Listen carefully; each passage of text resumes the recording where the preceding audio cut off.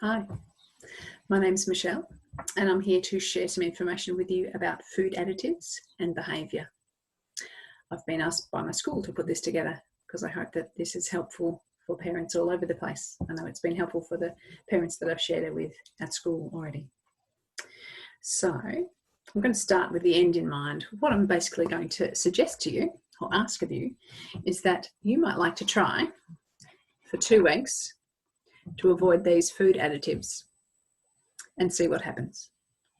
You might like to do this with your whole household to see if there is any positive effects for you on cutting out these food additives. This has been called in the past, has been called the Angel Maker Challenge, because you might discover that underneath those difficult, uncomfortable behaviours of your child or even yourself, there's a little angel waiting to be discovered. So the time that we'll spend together today, we'll discuss why you might like to make those changes and how you might go about it, just briefly. So first, I'll let you know I'm coming at you from the northwest of Tasmania, La Chihuahua, and I'm pleased to be sharing this with you today. A little bit of my background: I'm trained and have worked as a doctor in health promotion and health coaching, but really I'm mostly here as a parent, having been dealing with food intolerance in our household for about 7 years now, so we've learnt a lot along the way. So let's get into it. I'd like to show you some slides that I've got here. Okay, so you can see already here I'm be drawing heavily on Sue Dengate's work. There's a whole lot of great information on fedup.com.au, and I'd encourage you to go and have a look there. First, we're going to start talking about allergy, because when you tell people that your child has food intolerance issues, sometimes they assume it's an allergy and maybe it's life-threatening, and they're quite different things. So we'll start with the right-hand column and talk a little bit about food allergy. So an allergy is a reaction to particular proteins in particular foods. You probably know of people who have peanut allergies or cashews, seafood, dairy, those sorts of things. Eggs, sometimes people have true allergic reactions to. So it's a relatively small list of foods that people are reactive to in an allergic way. The reaction is usually quite quick. So they're exposed to the food, and then the swelling, hives, breathing difficulties, sometimes full-on anaphylaxis occurs. And particularly for people who end up quite sensitive, a tiny amount of that being exposed to that food can be all they need for quite a big reaction, which can be life-threatening. There's a particular chain of reactions that happens in your body, chemical reactions and cellular reactions, that mean that you end up with what we call an IgE response. You can see down the bottom, particular antibodies are formed called immunoglobulin E, and you can test for those. So there are some blood tests that will pick out things around food allergies, and you may have heard about skin prick tests, where you're introducing a tiny bit of the food to the skin and you're watching for that reaction, the red reaction that takes about 15 minutes to come on. So that's allergy. We're not talking about allergy today, we're talking about food intolerance. So it's different. It's a reaction to chemicals in food. Today we're going to talk about man-made food additives, artificial chemicals, but some people are also sensitive to the natural chemicals that we find in foods. There is a very long list of foods and additives that people can be sensitive to, can become intolerant to. One of the really tricky parts about this is that the reaction can be delayed. So if you had a meal that you were sensitive to, let's say spaghetti bolognese, and then it may not be until the next day, the next evening, it might not be even until 48 hours later that the person shows the symptoms from those, in which time you've had a whole lot of other foods. So you can see how tricky it can be to figure out which other foods or the food chemicals that you're intolerant to. As the name suggests, it is dose related. There's a level of tolerance people have. And so it may be that a little bit of that food is okay, but whatever their tolerance level is too much, and it brings on symptoms and difficulties for them.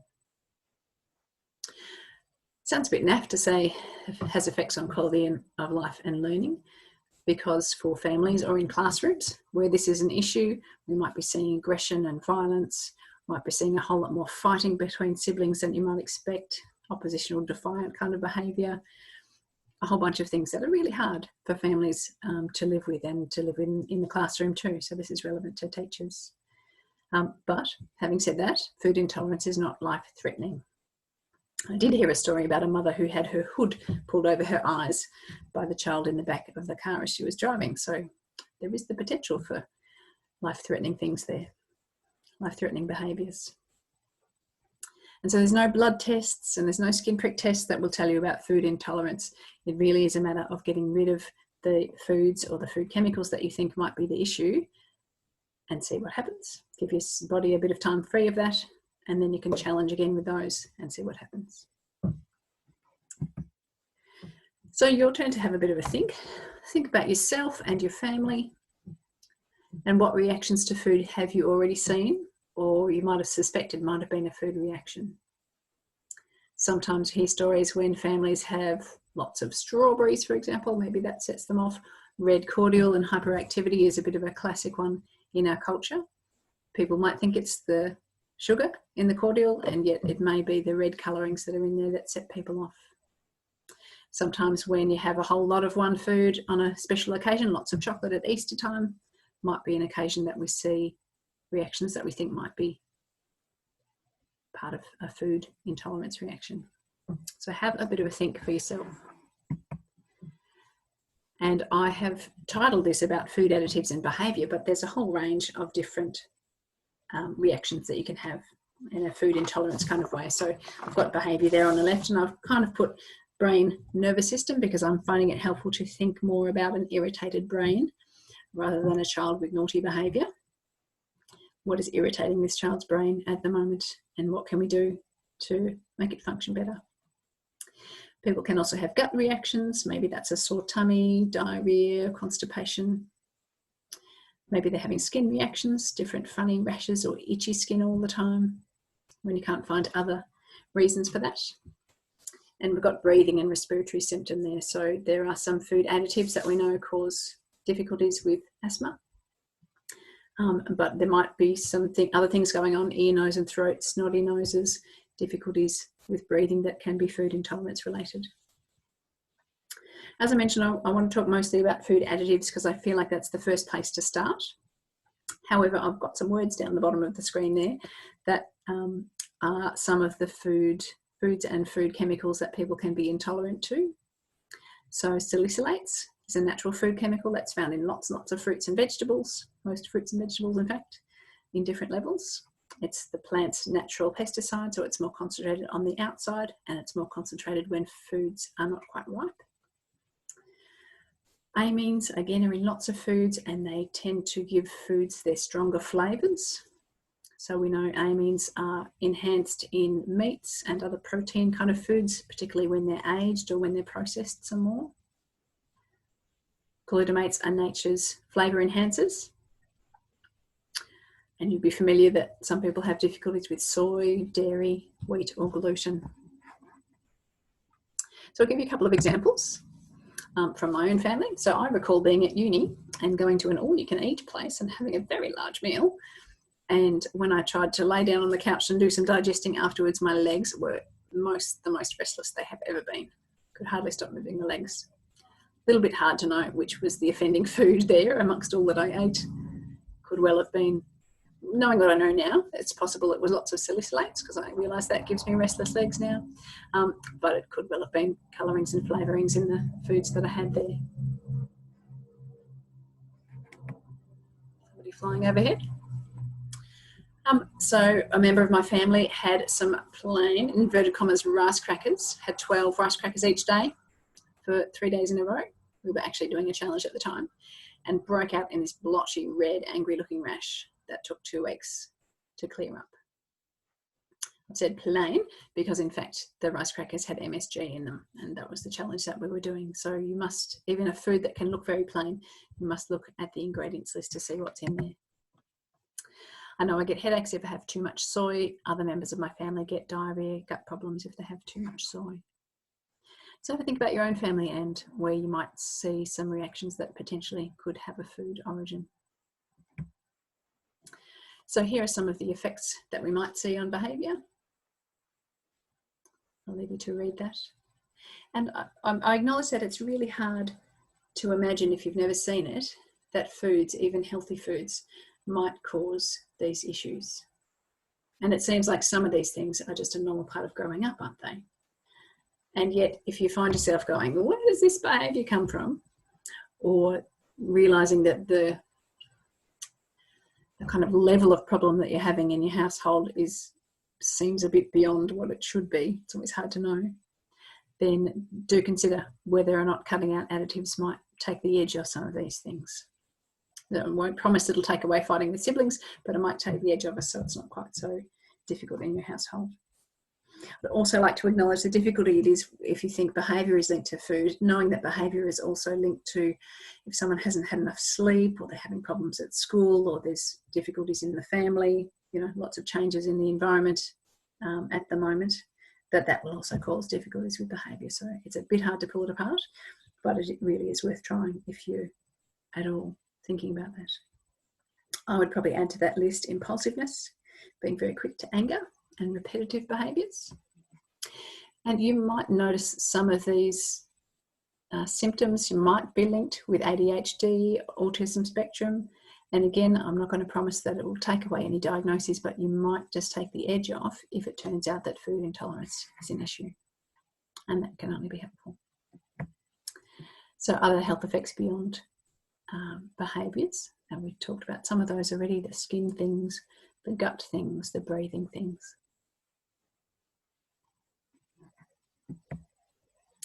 So, label reading. You may already be good at this. So what we're looking for, here's the list. Whoops, too far. There we go. So this is the list. Again, you can see it's from fedup.com.au. I will tell you a bit more about where it originally came from, because it's come from the Royal Prince Alfred Hospital elimination diet from their allergy unit.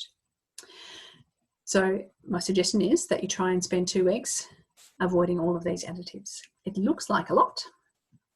I suppose it is in some ways. There's about 50 on there, but I will stop this share and show you. But I'll show you the list of all the additives that are allowed into our food. Complete list of additives by code number. Here we go. Here we go. 350 different additives allowed.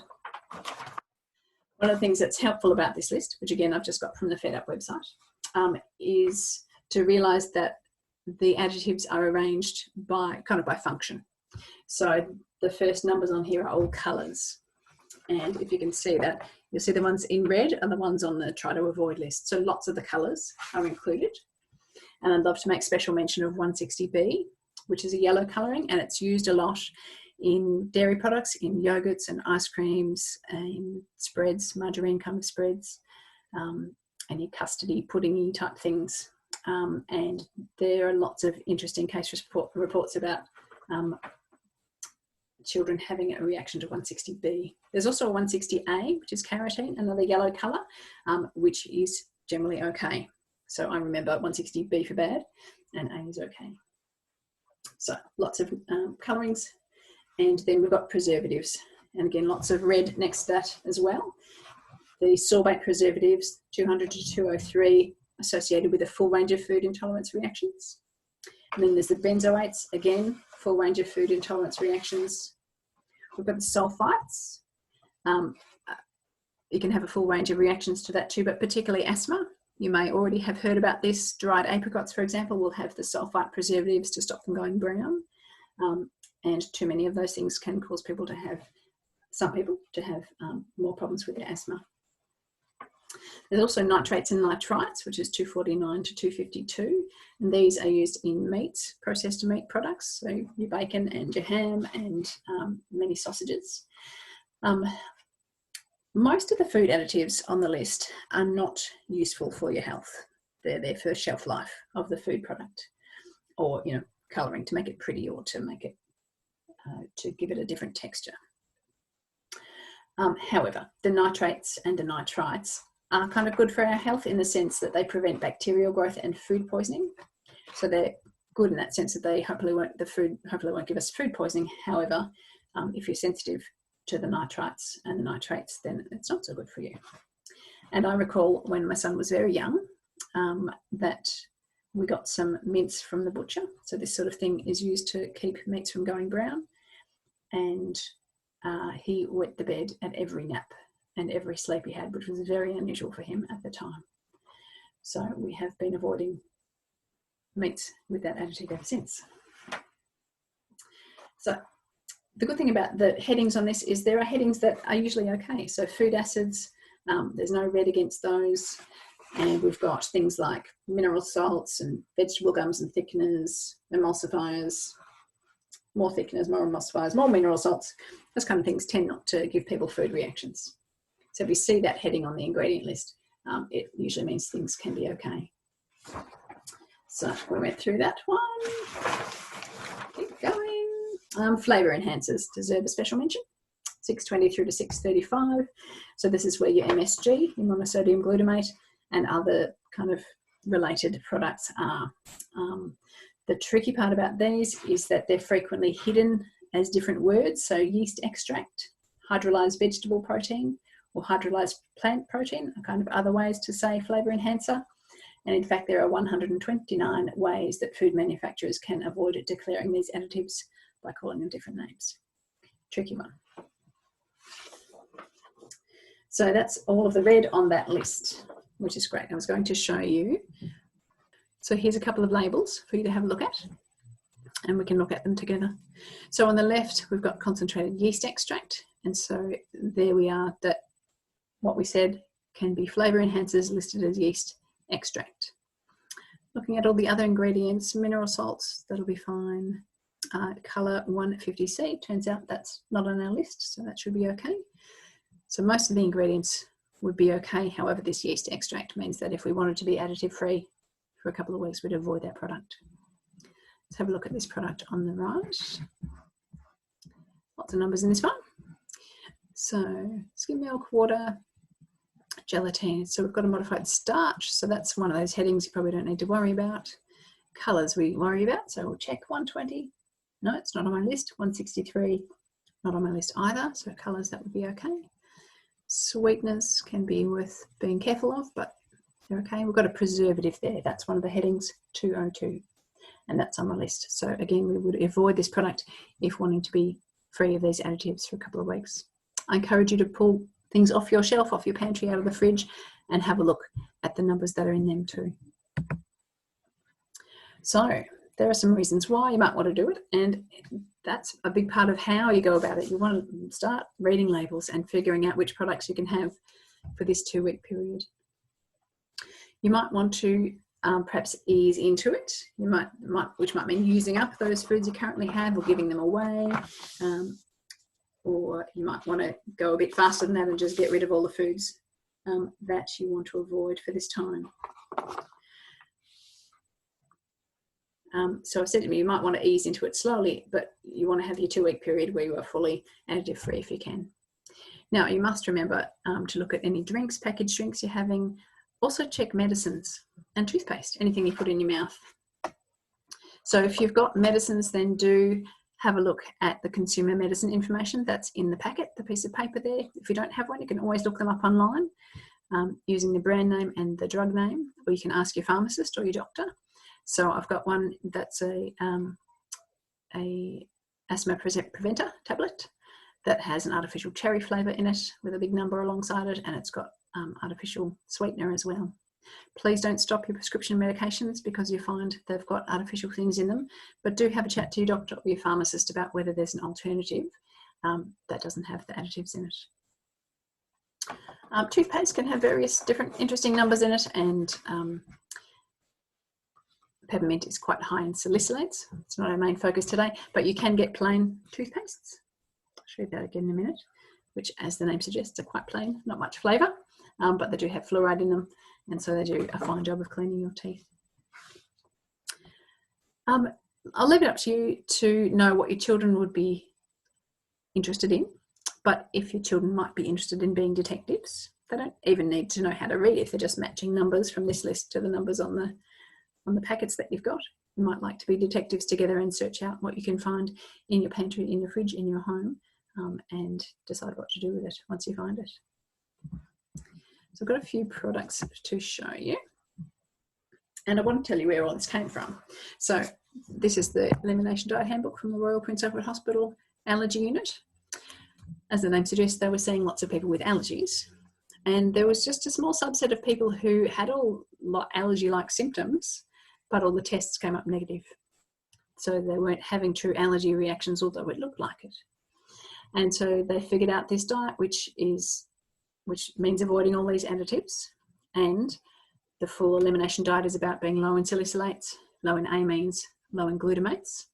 And if it seems relevant for you and your family, have some time without soy, dairy, wheat, gluten. If you wanted to do the full elimination diet, you need to be guided through it by a dietitian or other health professional who's familiar with that.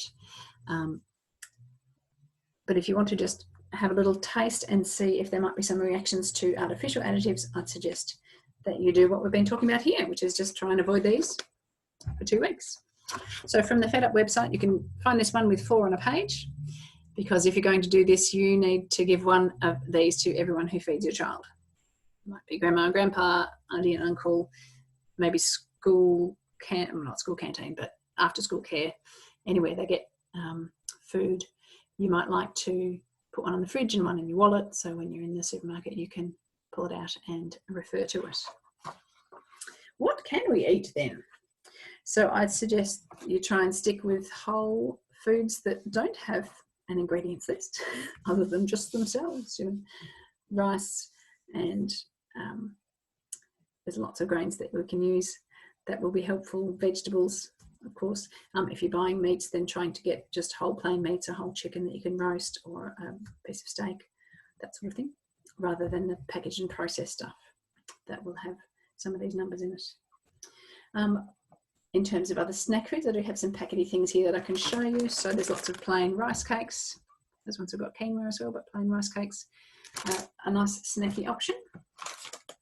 If you do have rice crackers, Sakata plain are actually plain, no MSG. I've got some all-grain, have a couple of crisp breads that are good. There's a buckwheat one and a quinoa one. They've got some good stuff. If you're right with dairy, Philadelphia cream cheese in the block, original block, not the tub. The tub has a preservative in it. Is one that is free of those additives. Happy Snack Company have roasted chickpeas, just garlic and salt flavour, crunchy. Can be a nice snack. There are lots and lots of beans in tins that are without all those additives, so that's all helpful stuff. Sometimes fruits, olive is another one. Quite a few spreads that will be appropriate. These things I've shown you are actually also low in salicylates, amines and glutamate, and they might all be gluten-free too, just as it turns out. Sometimes foods, if you can find the white Pascal marshmallows, the pink ones have colourings, flavourings in them. I find the white ones in the cooking aisle of my local IGA as a special treat. Milky Bar Classic, again, it's got dairy in it, and it's actually not real chocolate, but it's free of all those additives. You need a special treat. It's quite a few plain chips that are just potatoes and sunflower oil and salt that can be helpful. So that's all the food things I had to show you. I'll show you that toothpaste again up closer. Plain toothpaste. So I would encourage you to go to the FedUp website. So there's what it looks like. That's Sue Dengate there. And so Sue's work with the Food Intolerance Network is really very much supporting the Royal Prince Alfred Hospital elimination diet and helping people through this. You'll see under information, there's a section called additives-to-avoid, and that's where you'll find all those lists that I showed you. There's the 4 cards to a page, but there's also the fail-safe shopping list. So here you'll find things that are not only free of those additives, the products will also be low in salicylates, amines and glutamate. So that can be a great place to start. You might also like to cook things out of Sue's recipe book, the fail-safe cookbook. I'll show you that again on the screen. And she's got recipes on her site as well that you're welcome to go to. So it says fail-safe recipes. You can go there and get some recipes to get started with. So have a go, spend 2 weeks and see what happens. If it's always helpful to buddy up with someone else, so if you can find some other families that would like to do the same thing, or you might like to convince them it's a good idea, show them this video, then you can do it together and share recipes and ideas, and my kids like this and this worked well and we did that. So I'd really encourage you to do that. So I'll show you that big, so Fail-Safe Cookbook, Reducing Food Chemicals for Calm, Happy Families. So if you get started in here, just pick recipes, very family friendly, that might do great things for your family. So just to recap, if you're interested in seeing if there's any changes in behaviour or other symptoms in you or your family, have a go, be free of those chemicals for 2 weeks, see what happens. Maybe ease into it, maybe get a buddy to work alongside, and I wish you best of luck. Bye for now.